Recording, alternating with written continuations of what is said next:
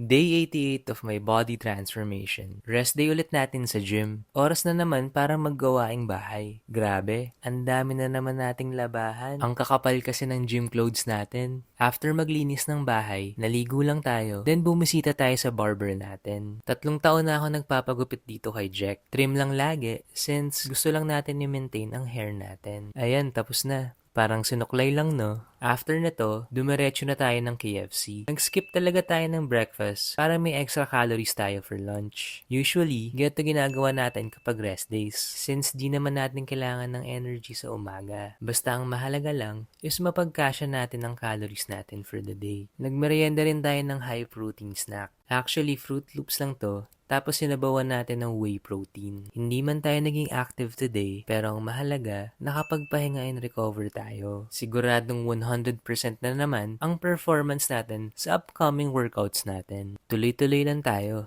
Yan na muna ngayon, bukas ulit.